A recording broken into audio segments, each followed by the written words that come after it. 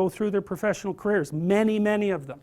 It's a very rare woman who at the age of 30 doesn't consider having a child her primary desire. And the ones that don't consider that, generally, in my observation, there's something that isn't quite right in the way that they're constituted or looking at the world. Sometimes you get women who are truly non-maternal, you know, by temperament. They have a masculine temperament, disagreeable, they're not particularly compassionate, they're not maternal, they're not that interested in kids. Fair enough, man, but there aren't that many of them, and there's plenty who will not admit to themselves that that's what they most desperately want. What? Here's a rule. How about no makeup in the workplace? Why would that be a rule? Why should you wear makeup in the workplace? Isn't that sexually provocative? No. It's not? No. Well, what is it then? What's the purpose of makeup? Some people would like to just put on makeup. Why? I don't know why. Why do you make your lips red? Because they turn red during arousal. That's why.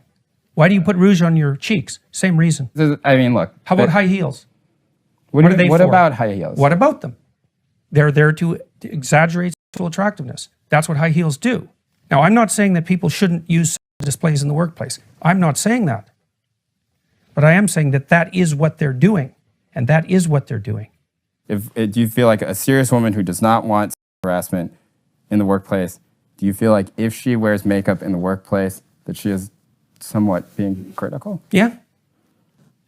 My suspicions are that a fair number of these feminists who are pushing the freedom idea, when freedom is the same as licentiousness, are naive, immature, and somewhat dark triad or tetrad oriented women, psychopathic, cluster B, borderline, etc., who are looking to justify their refusal to grow up and accept responsibility by clothing it in ideological guise and offering a utopian story.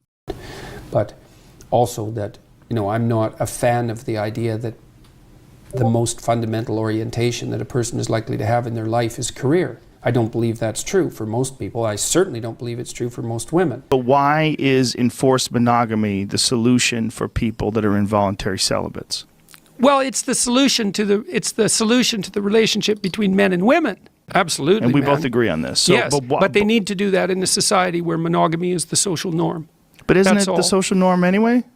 Well, that was partly my point, although to the degree that we deviate from that, we tilt towards a more violent society. It does. How's it going to help them? Well, because what happens is if a polygamous society develops, which is the alternative, then a small minority of men get all the women. That's what happens. Oh, okay. So making the women unhappy, right? Because the women don't have any access to a genuine, intimate, one-to-one relationship over any long period of time. Which so is what the women want. It's the whole idea is that what's best the women for kids want too. that. Right, sure, if you have children. Right. One of the ways that societies around the world have figured out that you keep young male aggression under control is by enforcing monogamous standards, because it gives everyone a chance in some sense. You think the hierarchy of the patriarchal system is a good one? Well, first of all, I'm not convinced that the theory that what we have is a patriarchal hierarchy is correct to begin with. I don't think that way, because I don't understand precisely what that means. Does that mean that women had no role in shaping our society? It's only been the last 10 years that people have made the presumption that it's self-evident that what we live in is a patriarchy. What women haven't contributed? Is this the point we're making? Is that women haven't contributed to our society? They just weren't there until what, 1965? And all of a sudden they took their place. All the women before that weren't doing anything at all. It was all patriarchy. You don't feel that globally men have the better end of the stick? No. And it's also very interesting, as you pointed out, that it's young women in particular. And I can't help, as someone, you know, psychoanalytically influenced, I can't help but think that a fair chunk of this is misplaced maternal instinct. I believe that the young women who are by and large childless in the years when they shouldn't be are unbelievably sensitive. There's a real problem here that needs to be wrestled with, because if it is the case that young women are differentially sensitive to a certain kind of propaganda, and they also increasingly occupy the majority positions in university institutions, for example, then we have a whole new kind of social problem on our hands. Because we've never had, it's only been in the last 30 years that we've had the opportunity to see what female dominant large institutions would look like, right? That's historically unprecedented. We have no idea what pathologies or advantages those systems might have. Our society does not hold sacred the image of woman and infant as the fundamental unit of female, as a fundamental unit of female identity. Now, you know, women's nervous systems too, as far as I can tell, women's nervous systems are calibrated not for their own happiness, but for the joint success of woman plus infant. And to construe the history of the human race as the pervasive oppression of women by men it's a story invented by women who have never had a satisfactory relationship with a single man in their entire life. Not a brother, not a father, not a husband, not a son, nothing. Because if they had a satisfactory relationship, they would not be driving that narrative forward.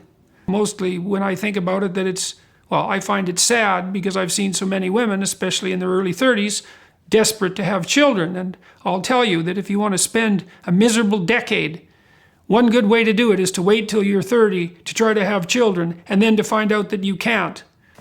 I think that the cabinet members who took their cabinet positions who were women in the Trudeau federal government should be ashamed of themselves for the rest of their life for allowing themselves to be elevated to position of power based fundamentally on their genitalia.